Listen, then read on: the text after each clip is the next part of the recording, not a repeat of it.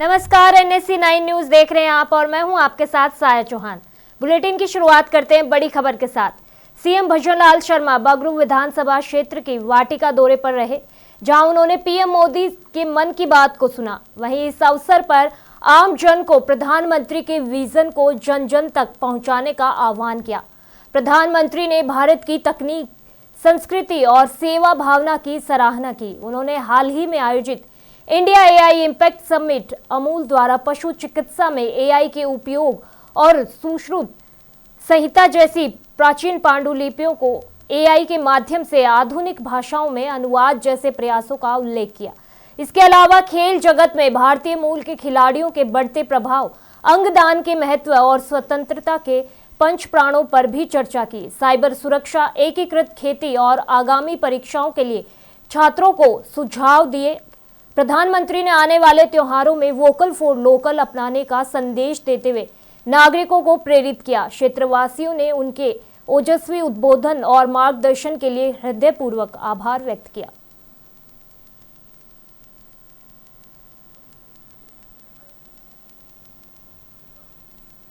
मेरठ के मवाना थाने क्षेत्र में NH 34 पर हाईवे किनारे चारदीवारी के अंदर अज्ञात महिला का शव मिलने से सनसनी फैल गई। महिला का शव क्षत विक्षत हालत में था, चेहरा बुरी तरह कुचला हुआ। स्थानीय लोगों की सूचना पर पुलिस मौके पर और शव को कब्जे में लेकर पड़ताल शुरू कर दी है। थाना पुलिस ने शव की शिनाख्त करने का प्रयास किया, लेकिन शव की शिनाख्त नहीं हो सकी। फिलहाल पुलिस ने शव को पीएम के लिए मोर्चरी भिजवा दिया है। मवाना थाना क्षेत्र में NH 34 पर सड़क किनारे बाउंड्री वॉल के अंदर एक युवती का शव पड़ा मिला। वहां से गुजर रहे मनोज ने शव मिलने की सूचना पुलिस को दी, जिसके बाद थाना पुलिस मौके पर पहुंच गई। पुलिस ने लोगों से शव की शिनाख्त करने का प्रयास किया, लेकिन शिनाख्त नहीं होने पर शव को सील कर पीएम के लिए मोर्चरी भिजवा दिया। आशंका है कि महिला की हत्या कर शव फेंका गया। पुलिस मामले में तफ्तीश में जुटी है।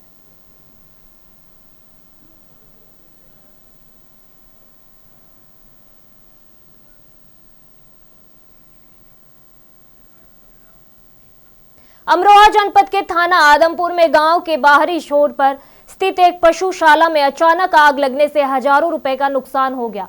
आग की चपेट में आकर पशुशाला में रखा सारा सामान जलकर राख हो गया। यह पशुशाला गांव निवासी पप्पू पुत्र सतराम की बताई जा रही है, जो मेहनत मजदूरी कर अपने परिवार का भरण पोषण करते हैं। घटना के समय पप्पू खेत पर काम करने गए हुए थे। वहीं साक्ष्यों के अनुसार पशुपालक ने अचानक धुआं उठता दिखाई दिया और कुछ ही देर में आग ने विकराल रूप धारण कर लिया। ग्रामवासियों ने सामूहिक प्रयास कर पानी और अन्य संसाधनों की मदद से आग पर काबू पाया, परंतु आग पूरी तरह बुझाई नहीं जा सकी। तब तक पशुपालक में रखा चारा, लकड़ी, घरेलू उपयोग के कुछ कपड़े और अन्य सामान पूरी तरह जलकर नष्ट हो चुका था। गनीमत रही कि इस हादसे में कोई जनहानि नहीं हुई और पशुओं को भी सुरक्षित बाहर निकाल लिया गया।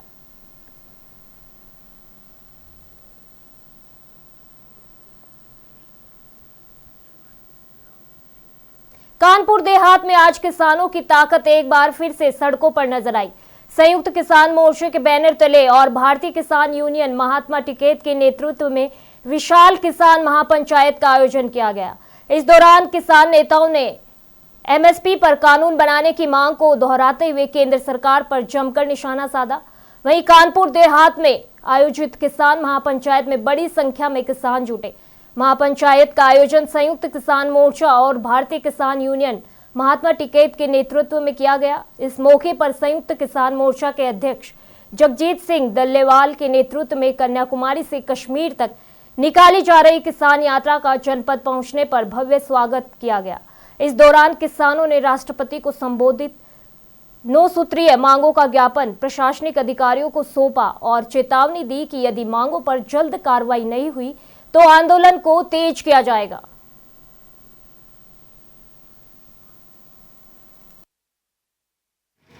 बेशक पंजाब के लोगों को MSP मिल रही है, वही वायदा पूरा करते हुए तो ये बताएं, सोच कर देखें, जब तक उसकी ये तस्वीर यहाँ पे थी, यहाँ से अपनी जगह से किसी को हिलना नहीं चाहिए। ऐसी आपराधिक प्रवृत्ति कर रहा है, किसानों की जमीनें कब्जा कर रहा है। इस पे कार्रवाई, इस माफिया के खिलाफ कार्रवाई नहीं हो रही है।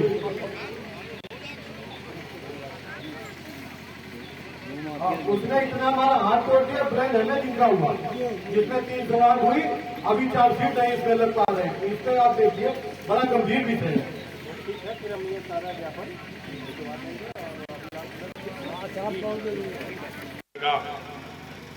बेशक पंजाब के लोगों को एमएसपी मिल रही है, वही वायदा पूरा करते हुए तो ये बताएं, सोच कर देखें, जब तक उसकी ये तस्वीर। कहते हैं जुनून हो तो रास्ते खुद बन जाते हैं। जिले के युवा कुरैश हुसैन ने इसे सच कर दिखाया है। सिविल इंजीनियरिंग की पढ़ाई पूरी करने के बाद जहां अधिकतर युवा नौकरी की तलाश में निकलते हैं, वहीं कुरैश ने शुद्ध दूध की जरूरत और फिटनेस के प्रति अपने जुनून को अवसर में बदल दिया। जिम के दौरान शुद्ध दूध न मिलने से प्रेरित होकर उन्होंने पशुपालन को अपना लक्ष्य बनाया। शुरुआत महज 10 गाय और कुछ भैंसों से हुई। शुरुआती दौर में रोज सुबह करीब 120 लीटर दूध और 5 किलो घी का उत्पादन होता था। यूट्यूब से ट्रेनिंग लेकर और आधुनिक तकनीकों को अपनाते हुए उन्होंने अपने फॉर्म को फिर विस्तार किया। आज उनके पास 140 गाय और भैंस है, जिनसे प्रतिदिन करीब 1200 लीटर दूध और 40 किलो घी का उत्पादन किया जा रहा है। मैंने 2016 में 8 पशुओं से शुरुआत करी थी, 8 गाय और 4 भैंसे, 12 पशु हम लाए थे। और तब हमारे पास 120 लीटर दूध होता था। दूध की उपलब्धता अच्छी नहीं थी, अच्छा दूध मार्केट में नहीं मिलता था। इस गैप को फिल करने के लिए मैंने इस काम को शुरू किया था। तब मुझे लगा कि अच्छा दूध, अच्छे प्रोडक्ट्स अगर होंगे तो डेफिनेटली कुछ अच्छा किया जा सकता है इस एरिया में। और यहीं से हमने शुरुआत की। तब 120 लीटर दूध होता था। शुरुआत में कुछ धीरे धीरे जैसे जैसे लोगों तक, कस्टमर्स तक हम पहुंचते गए, हमें अच्छा रिस्पांस मिलने लगा। हम 5-5 लीटर की क्वांटिटी में घी तैयार करते थे पहले, और अच्छा प्योर घी और अच्छा दूध जानता जैसे जैसे फिर हमें बढ़ावा मिला तो हमने और पशु बढ़ाए। आज हमारे पास 140 गाय और भैंसे हैं, जिनसे हम लोग प्रतिदिन 1200 लीटर दूध प्रोड्यूस करते हैं।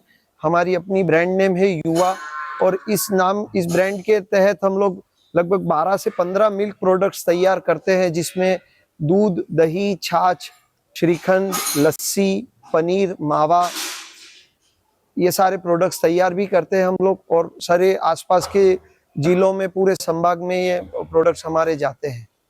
क्योंकि मेरा फार्मिंग बैकग्राउंड नहीं था, पशुपालन की मुझे पहले से कोई भी आइडिया नहीं थी, इसीलिए मैंने 1-2 ट्रेनिंग प्रोग्राम्स अटेंड किए। महीने भर का एक प्रोग्राम था, एक ट्रेनिंग प्रोग्राम 15 दिन का था। और ऑनलाइन भी बहुत सारे कोर्सेज मैंने किए, जिससे मुझे धीरे धीरे मेरा नॉलेज इस फील्ड, इस डोमेन में बढ़ता गया। और जहाँ से हम ये सब आज कर पा रहे हैं, हम लोग हरा चारा, जमीन है जहाँ पर हम लोग हरा चारा उगाते हैं, ऑर्गेनिक चारा है ये। इन्हीं पशुओं के गोबर को खेतों में डाला जाता है, तो यूरिया या खाद की बिना ही ये चारा उगता है। और ये पशुओं को हम लोग इसी से पोषण करते हैं। और यही करीब 50 लीटर दूध, घी हमारे यहाँ प्रतिदिन उत्पादन करते हैं हम लोग। और साथ ही दूसरे भी प्रोडक्ट्स बनते हैं। गर्मी की सीजन में लस्सी और छाछ, श्रीखंड, इस तरह के गर्मी के प्रोडक्ट्स ज्यादा बिकते हैं, और यही कर रहे हैं हम लोग। इसकी बॉटल्स में पैक करके लोगों के घरों तक डायरेक्टली पहुंचाते हैं। फार्म टू होम कॉन्सेप्ट है, जिससे प्रोडक्शन, ये चारा भी हम उगा रहे हैं, दूध, और वहां से फाइनल प्रोडक्ट तक सारी चीज, पूरी वैल्यू चेन हमारे कंट्रोल में रहती है। तो हम लोग उसकी गुणवत्ता की पूरी जिम्मेदारी से हम लोग उसकी गुणवत्ता वाले प्रोडक्ट प्रोड्यूस कर पाते हैं। सर, हम लोग अभी फिलहाल हमारे यहाँ 200 बड़ी गाय और उनके 200 बच्चों को रखने की हाउसिंग कैपेसिटी है, और इतने एनिमल्स हम लोग रखना चाह रहे हैं अभी। तो 200 तो अभी फिलहाल लक्ष्य है हमारा, और धीरे धीरे फिर और भी करेंगे सर। हमारे यहाँ एक दिन का करीब 2500 किलो, मतलब 2.5 टन गोबर निकलता है। अब इस गोबर को सड़ाने में 6 महीने लग जाते हैं पारंपरिक विधि से। तो हम लोग बायोगैस का प्लांट हमने लगाया है। उससे क्या होता है कि इस गोबर से मीथेन गैस निकलती है, जिस मीथेन गैस के उपयोग से हम लोग आग लगा के और ये दूध के सारे उत्पाद बनाते हैं। तो पारंपरिक ईंधन जैसे कि लकड़ी या कोयले पे हमारी निर्भरता कम है और बायोगैस, इन्हीं गोबर से ही निकलने वाली गैस से हम लोग सारा प्रोडक्ट्स इस्तेमाल कर रहे हैं और बायोगैस के निकलने वाली स्लरी से हम लोग जैविक खाद भी तैयार करते हैं। तो खाद भी ऑर्गेनिक फसल, जैविक फसल करने के लिए उसको बढ़ावा मिलता है और साथ में हम लोग ईंधन की बचत करके पर्यावरण की भी वो कर रहे हैं। एक और बात मैं आपको बताना चाहूंगा, हमारे ये पूरा प्रीमाइसिस रेन वाटर हार्वेस्टिंग के उससे हमने इक्विप कर। राजस्थान विधानसभा के बजट सत्र के दौरान भीलवाड़ा विधायक अशोक कुमार कोठारी ने लोकतंत्र के चौथे स्तंभ यानी मीडिया जगत की सुरक्षा और कल्याण का मुद्दा पूरी प्रखरता के साथ उठाया। सदन में पर्ची के माध्यम से अपनी बात रखते हुए विधायक कोठारी ने कहा कि पत्रकार सरकार और जनता के मध्य एक सेतु की तरह कार्य करते हैं। वे न केवल सरकारी नीतियों और जन कल्याणकारी योजनाओं को समाज के अंतिम व्यक्ति तक पहुंचाते हैं, बल्कि सरकार के अच्छे कार्यों की प्रशंसा के साथ साथ उसकी त्रुटियों पर आईना दिखाकर व्यवस्था को सुदृढ़ भी करते हैं। कोठारी ने जोर देकर कहा कि ऐसे महत्वपूर्ण वर्ग की समस्याओं का समाधान करना सरकार की नैतिक जिम्मेदारी है। बंधु अपने जीवन को संकट में डालकर जनता के बीच सच्चाई को लाते हैं और उनको न्याय दिलाते हैं। साथ में हमारे देश के विकास और गौरव को बढ़ाने में भी सहभागी होते हैं। साथ में सरकार और जनता के बीच एक सेतु का कार्य करते हैं। सरकार की नीतियां और योजना को जन जन तक पहुंचाते हैं।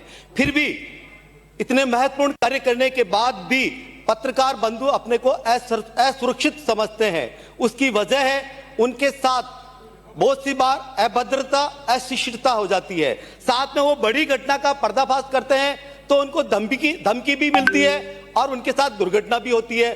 तो हमारा आपसे निवेदन है कि सरकार पत्रकार प्रोटेक्शन एक्ट लाए जिससे वो अधिक निर्भयता पूर्वक कार्य कर सके। साथ में आपसे कहेंगे कि जो पत्रकार बंधु है उनके बच्चों को छात्रवृत्ति तो मिलती है पर वो जटिल है, उसको सरलीकरण किया जाए। साथ में आपसे कहना चाहेंगे कि जो पत्रकार जिला स्तरीय अधिस्वीकृत समाचार पत्र है, साथ में लघु समाचार पत्र है, उनकी विज्ञापन दर को भी बढ़ाया जाए। 2013 के बाद उनकी विज्ञापन दर को नहीं बढ़ाया गया। साथ में आपसे कहेंगे बहुत से पत्रकार है जिनको भूखंड नहीं है, तो हम कहना चाहेंगे सरकार से कि पूरे राजस्थान में एक पत्रकार कॉलोनी बने और जिनको भूखंड नहीं है उनको भूखंड मिले। साथ में आपसे कहेंगे वरिष्ठ पत्रकार है जिनको एक सम्मान निधि योजना में पेंशन मिलती 15,000 की राशि, पर उनको बढ़ाई जाए। बहुत से लोगों को नहीं मिलती है तो संज्ञान लिया जाए। और एक महत्वपूर्ण विषय और है सर, एक छोटा सा विषय और है कि पत्रकारों को आरजीएच की स्कीम है उसको आरजीएच के स्कीम के समक्ष लाया जाए। साथ में आपसे कहेंगे कि हमारे पहले के समय में केवल 2 तरीके पत्रकार हुआ करते थे, प्रिंट मीडिया और इलेक्ट्रॉनिक मीडिया, लेकिन वर्तमान में आर्टिकल 19 के तहत डिजिटल पत्रकारिता में बहुत सारे लोग कार्यरत हैं, लेकिन वर्तमान में हमारे राजस्थान में डिजिटल। सवाई माधोपुर से खबर है जहां एक अनोखी मिसाल देखने को मिली है। कोतवाली थाने के पुलिस कर्मियों ने सफाई कर्मी की बेटी का मायरा भरा, साथ ही 1,11,000 रुपए का नेग और कपड़े भी दिए। कोतवाली थाने में कार्यरत सफाई कर्मी राजेंद्र की पत्नी को अपनी बहन बनाकर पुलिस कर्मियों ने यह भूमिका निभाई। आपको बता दें, कोतवाली थाना प्रभारी मदन लाल मीणा ने राजेंद्र की पत्नी को चुनरी उठाई और 1,11,000 का नेग दिया। वहीं डीजे पर पुलिस कर्मियों ने जमकर डांस भी किया। राजेंद्र थाने में 15 साल से कोतवाली थाने में सफाई कर्मी के रूप में कार्यरत हैं।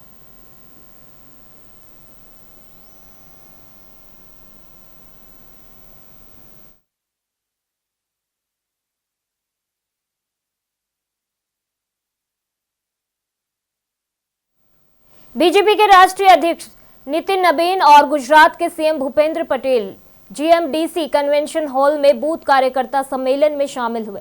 बीजेपी अध्यक्ष नितिन नबीन ने कहा कि राहुल गांधी की कांग्रेस पूरी तरह से शहरी नक्सलवाद की गढ़ बन चुकी है और ये गढ़ राहुल गांधी के प्रोत्साहन से चलता है, क्योंकि भारत का युवा किसी भी हाल में भारत के सम्मान के लिए अपनी हर कुर्बानी देता है। आप चंद्रशेखर आजाद से तुलना करते हैं। वे भारत के तिरंगे के सम्मान के लिए फांसी पर लटक गए थे, लेकिन भारत का सम्मान झुकने नहीं दिया। ये आजादी वाली कांग्रेस नहीं है, ये पूरी तरह से इटालियन कांग्रेस बन गई है, जिसमें भारत का तत्व अब नहीं बचा है। ये केवल इटालियन तत्व से काम कर रही है। किस प्रकार का व्यवहार कांग्रेस के सांसदों ने किया, प्रधानमंत्री जी को संसद के अंदर आने के लिए भी जिस प्रकार से उन्होंने घिनौना खेलने का प्रयास किया, जो हरकत करने की साजिश की थी, वो उनकी सोच को दिखाता है। मैंने इसीलिए कहा कि राहुल की कांग्रेस पूरी तरह से अर्बन नक्सलिज्म की गढ़ बन चुकी है, और ये गढ़ कोई और नहीं, राहुल के प्रोत्साहन से चलती है। क्योंकि भारत का युवा किसी भी हाल में भारत के सम्मान के लिए अपनी हर कुर्बानी देता है। आप चंद्रशेखर आजाद से तुलना करते हैं, आप महात्मा गांधी से तुलना कर रहे हैं। अरे महात्मा गांधी और चंद्रशेखर आजाद ने भारत के तिरंगे के सम्मान के लिए फांसी पर लटक गए, पर भारत का सम्मान झुकने नहीं दिया। पर आपके लोग, जब पूरा भारत गर्व कर रहा था, जब पूरा भारत AI समिट के माध्यम से विश्व को संदेश दे रहा था, उस समय आपने भारत के उस संदेश को चोट पहुंचाने का काम किया। और आप कहते हैं, मैं इसीलिए कहता हूं, ये कांग्रेस आजादी वाली कांग्रेस नहीं है मित्रों, ये पूरी तरह से इटालियन कांग्रेस हो गई है, जिसमें भारत का कोई तत्व अब नहीं बचा है। ये केवल इटालियन कांग्रेस के तत्व से काम कर रही है। क्योंकि भारत के संस्कारों में पला हुआ व्यक्तित्व, भारत के संस्कृति में पला हुआ व्यक्तित्व, इस मिट्टी के साथ कभी कोई गद्दारी नहीं कर सकता। ये मिट्टी की गद्दारी कोई कर रहा है तो जम्मू कश्मीर के गंदेरबल जिले के एक छोटे से इलाके में सुरक्षा बलों ने संदिग्ध IED का पता लगाकर उसे सफलतापूर्वक निष्क्रिय कर दिया। ड्रोन फुटेज में सुरक्षा कर्मी उस स्थान की घेराबंदी कर तलाशी अभियान चलाते दिखाई दे रहे हैं। वहीं बांदीपुरा श्रीनगर अल्टरनेट रोड पर यातायात अस्थायी रूप से रोक दिया गया था। बम निरोधक दस्ते की कार्रवाई के बाद मार्ग को सुरक्षित घोषित कर ट्रैफिक बहाल कर दिया गया। अधिकारियों ने बताया कि समय रहते IED डिफ्यूज किए जाने से बड़ी घटना टल गई। पूरे क्षेत्र में सतर्कता बढ़ा दी गई है और तलाशी अभियान जारी है।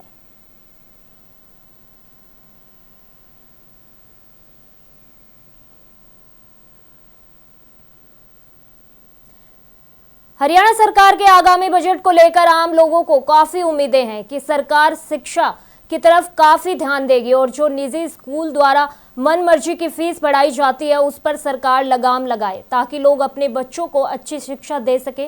वहीं हर साल एडमिशन फीस बंद होनी चाहिए। वहीं युवाओं के लिए रोजगार के अवसर पैदा करें, बिना गारंटी लोन मिलना चाहिए ताकि युवा वर्ग अपना रोजगार खोल सके।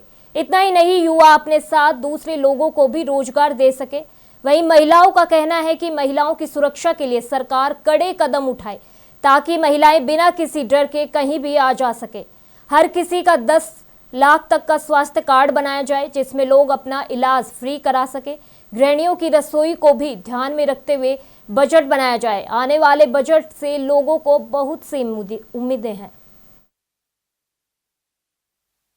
मैं हरियाणा ਵਿੱਚ ਜਿਹੜਾ ਬਜਟ ਆਉਣ ਵਾਲਾ ਉਸ ਦੇ ਰਿਗਾਰਡਿੰਗ ਇਹੀ ਕਹਿਣਾ ਚਾਹੂੰਗੀ ਕਿ ਸਰਕਾਰ ਨੂੰ ਬਜਟ ਬਣਾਉਣ ਤੋਂ ਪਹਿਲਾਂ ਉਹ ਸਾਰਾ ਕੁਝ ਪਲਾਨ ਕਰਨਾ ਚਾਹੀਦਾ ਹੈ ਕਿ ਸਭ ਤੋਂ ਪਹਿਲਾਂ ਉਹਦੇ ਜੌਬ ਓਪਰਚੁਨਿਟੀ ਤੇ ਧਿਆਨ ਦੇਵੇ, ਜ਼ਿਆਦਾ ਤੋਂ ਜ਼ਿਆਦਾ ਇੰਡਸਟਰੀ ਲਗਾਈ ਜਾਵੇ ਤਾਂ ਕਿ ਲੋਕਾਂ ਨੂੰ ਰੋਜ਼ਗਾਰ ਮਿਲ ਸਕੇ ਤੇ ਲੋਨ ਫੈਸਿਲਿਟੀ ਪ੍ਰੋਵਾਈਡ ਕਰੀ ਜਾਵੇ, बिना गारंटी तो लोन मिले ताकि जो नौजवान है अपना बिजनेस खोल सकें। फीमेल नूं भी ज़्यादा तो ज़्यादा ओपरचुनिटी मिलनी चाहिए है, वो भी अपना रोज़गार खोलें ताकि किसी से डिपेंड ना रहें। तो स्कूलों ते थोड़ा ਸਕੰਜਾ टाइट करना चाहिए है। स्कूल जो एडमिशन फी हर साल ले रहे हैं वो बंद करनी चाहिए। सरकार नूं प्राइवेट स्कूलों नूं भी अपने कंट्रोल च लेना चाहिए। और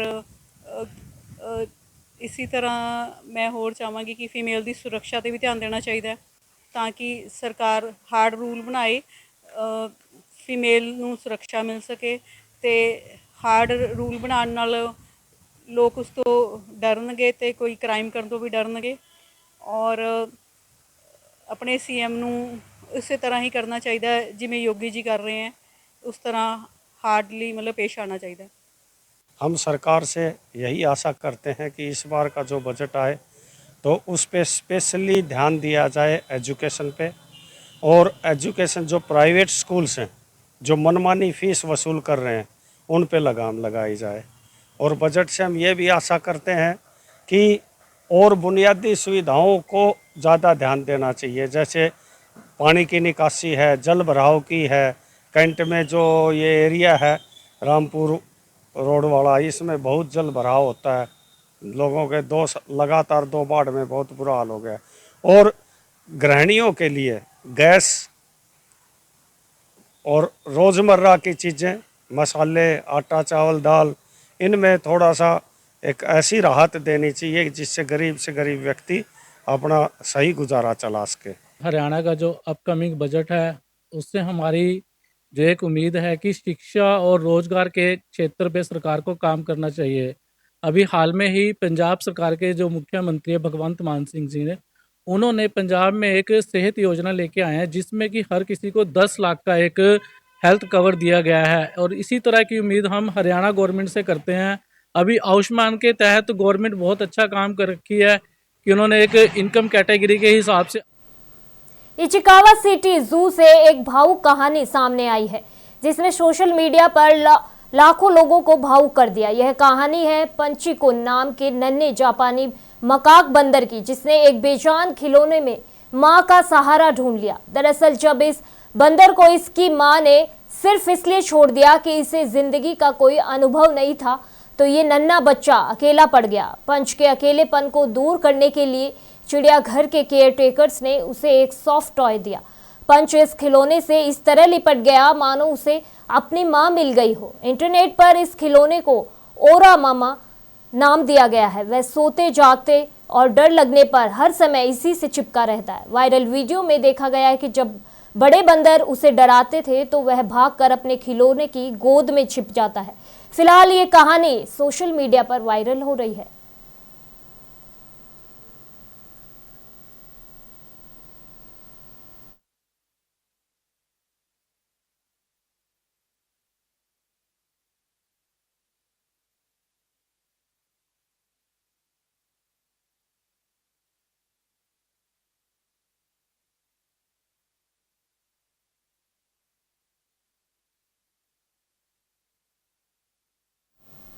सीकर में खाटू श्याम बाबा का मेला शुरू हो चुका है, जहां श्रद्धालु अपनी मनोकामनाएं लेकर आते हैं। वहीं कई भक्त ऐसे भी हैं जिनकी मनोकामनाएं पूरी हुई हैं और ऐसे पूरी हुई कि उन्होंने इस मेले में आने वाले सारे भक्तों के लिए भंडारा खोल दिया। जी हाँ, वैसे तो श्याम बाबा के मेले में ऐसे कई भंडारे संचालित हैं, लेकिन तस्वीरों में आप देख रहे हैं कि ये भंडारा 7 स्टार होटल से कम नहीं बताया जा रहा है। यहाँ पर हर भक्त को प्रसाद ग्रहण करते समय ऐसे लग रहा है जैसे किसी 7 स्टार होटल में खाना खा रहा हो। हजारों की संख्या में भक्त यहाँ खाना खा रहे हैं और बाबा के दर्शनों का आनंद भी उठा रहे हैं।